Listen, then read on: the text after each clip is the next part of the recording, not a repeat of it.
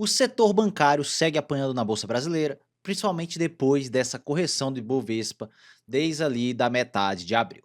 E aqui vocês podem ver o índice financeiro que caiu mais de 14% nesse último um mês e meio por conta da fuga do investidor estrangeiro da bolsa brasileira. E nesse vídeo eu vou falar sobre algumas ações do setor financeiro, principalmente em relação a bancos, que, na minha visão, começam a estar extremamente descontadas, principalmente em relação ao seu histórico. Então nesse vídeo eu vou mostrar meu preço teto projetado para essas empresas e o dividendo esperado para esse ano e 2027. Então sem enrolação, vamos para o vídeo. E lembrando que nada desse vídeo é uma recomendação de investimentos e já deixo aqui o convite para você se inscrever nesse canal para receber mais vídeos como esse. E aqui, como vocês podem ver, o índice financeiro caiu em 14,9% desde o dia 17 de abril e é uma queda bastante acentuada em pouco tempo. Isso é devido principalmente à fuga do investidor estrangeiro na bolsa brasileira. Vocês podem ver aqui o fluxo estrangeiro que chegou ali na faixa de 75 bilhões de reais nesse ano de 2026 e já caiu para 42 bilhões. Então isso fez com que o Ibovespa saísse de 200 mil pontos para 173 mil pontos, uma queda aqui de um pouco menos de 15%, mas uma queda que fez com que as ações do setor bancário apanhassem bastante. E aqui vocês podem ver o valuation do Ibovespa em relação à sua mediana de preço sobre lucro dos últimos 10 anos. Vocês podem ver que a mediana é de 12,3 vezes nos últimos 10 anos, enquanto a mediana atual fica na faixa de 9,7 vezes de preço sobre lucro. E aí quando projetamos ainda um crescimento na faixa de 8%, isso já chega ali aos 9 vezes lucro, que é uma raridade aqui no Ibovespa. E quando olhamos em relação ao setor bancário como um todo, vocês podem ver que a mediana do setor bancário nos últimos 10 anos é de 8,1 vezes de preço sobre lucro, a mediana atual fica em 7,1 vez de preço sobre lucro, então projetando aqui um crescimento também de 8%, isso aqui já chega na faixa de 6,5 vezes de preço sobre lucro, igual aquele fundo ali que aconteceu em 2025, é uma precificação bem amassada para o setor bancário.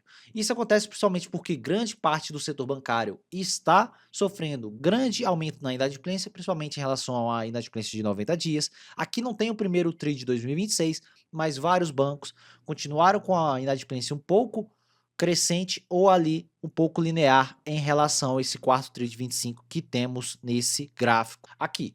Então vocês podem ver que o único banco, que é o Banco Itaú, em laranja, que consegue ainda permanecer com a inadimplência extremamente baixa e constante nos últimos anos. Enquanto bancos como Santander têm a inadimplência crescendo, Banco do Brasil, principalmente por conta do agro, e o Banco Bradesco, a inadimplência continua controlada, mas ainda em níveis bem acentuados quando comparamos aqui com o Banco Itaú. Aí quando olhamos individualmente pelas empresas, podem ver a Itaúsa. Eu vou deixar o vídeo separado de todas essas empresas aqui no card, é só clicar aqui em cima que você verá o vídeo completo de toda a análise do balanço dessa empresa, retorno total esperado e tudo mais dessas empresas. Esse vídeo vai ser um pouco mais simples para ser um pouco mais ágil aqui. Vocês podem ver que ela está em 12,95 e bateu ali na metade de abril mais de 15 reais. Então é uma queda bastante acentuada aqui nesse período.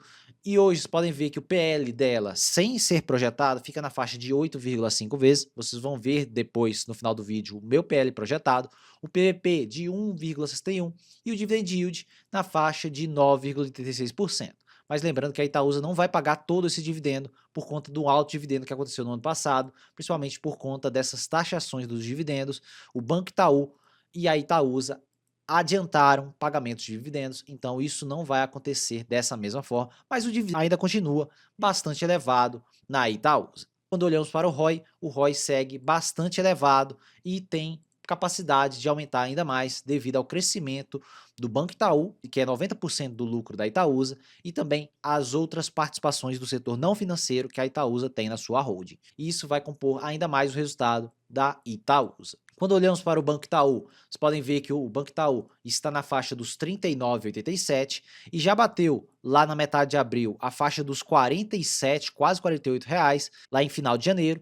O banco bateu quase 50 reais nas cotações. Então é uma queda bastante acentuada do setor financeiro e principalmente aqui dos grandes bancos. Vocês podem ver o PL de 9,6 vezes, quando projetamos, fica aqui na faixa de 8,5 vezes, vocês vão ver mais para o final do vídeo. O PVP na casa de 2 vezes de PVP E o dividend yield vai ser um pouco menos que isso aqui, na faixa ali de 7,5% de dividend yield que o Itaú deve entregar. E quando olhamos para o retorno sobre patrimônio líquido do Banco Itaú, é um retorno sobre patrimônio líquido extremamente elevado, na faixa de quase 22%, e no primeiro TRI ele já superou a faixa de 23%, e isso foi principalmente devido pela redução ali do capital do banco pelo aumento desses dividendos extraordinários que aconteceram. Então é um efeito que eu acredito que não vai acontecer nos próximos trimestres. O normalizado do Itaú deve ficar na faixa de 22%. E vocês podem ver que a média dos últimos anos é na faixa de 18% de ROI para o Banco Itaú.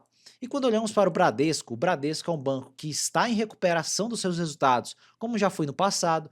Hoje o banco, em relação ao ticker 3, está na casa dos 15,50, o PL na faixa de 7 vezes, e quando projetamos, ele já fica abaixo de 6 vezes lucro, é uma precificação bem baixa aqui em relação ao histórico do Bradesco. O PVP na casa de 0,91. Quando olhamos o projetado, também está bem abaixo dessas médias.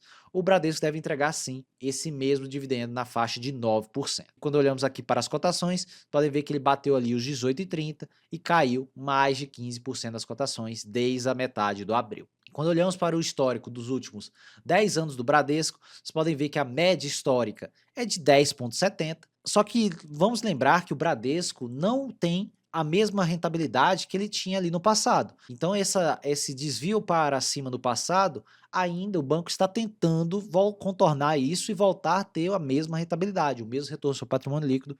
Depois vocês vão ver mais a seguir.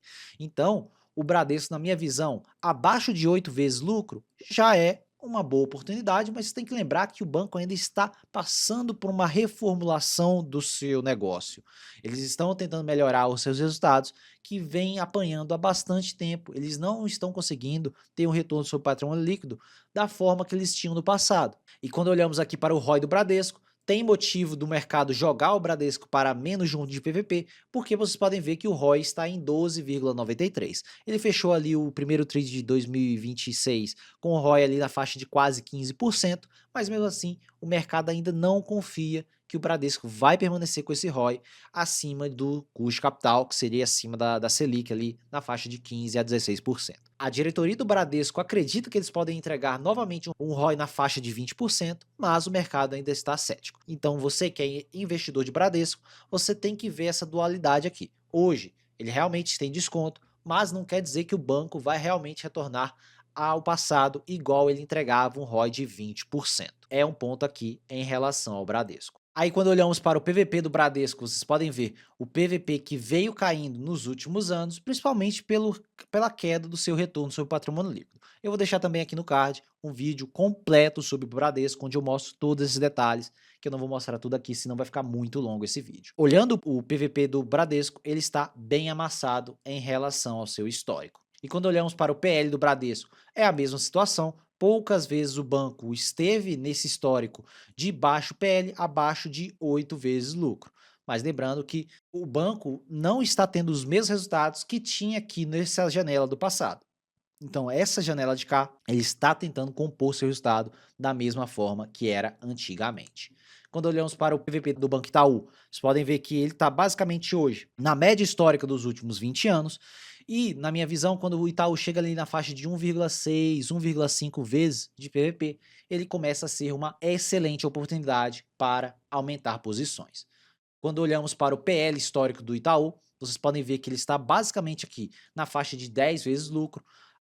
Um desvio padrão abaixo das médias é de 8 vezes lucro, então ele está levemente abaixo das médias históricas. Então quando vocês olham o Itaú ali com o PL projetado abaixo de 8 vezes, aí sim o Itaú começa a ser realmente uma excelente oportunidade. Hoje ele já tem desconto, dá para você aportar, mas ainda precisaria cair um pouco mais, na minha opinião. Eu já falei em outros vídeos que, na minha visão, o Itaú caindo ali para a faixa de R$ 35 menos, ele fica extremamente descontado, na minha visão. Vocês podem ver que um PL também desse é uma raridade no banco. Quando olhamos para a Itaúsa hoje está abaixo das suas médias históricas em relação ao PVP, mas eu já falei em outros vídeos que o PVP abaixo de 1,4 vezes é barato para a Itaúsa. Ela tem um desconto um pouco maior do que o Banco Itaú, principalmente pelo quesito desconto hold. E quando olhamos para o PL da Itaúsa, vocês podem ver que ela está abaixo das médias históricas e perto de um desvio padrão das médias históricas, que fica aqui na faixa de 7,5 vezes. Então, quando projetamos, ela já fica aqui na faixa de 7,5 vezes, mas poderia cair um pouco mais, mas na minha opinião já está bem descontada a Itaúsa, principalmente quando olhamos para a janela de 1 a 2 anos, como eu vou mostrar a seguir para vocês.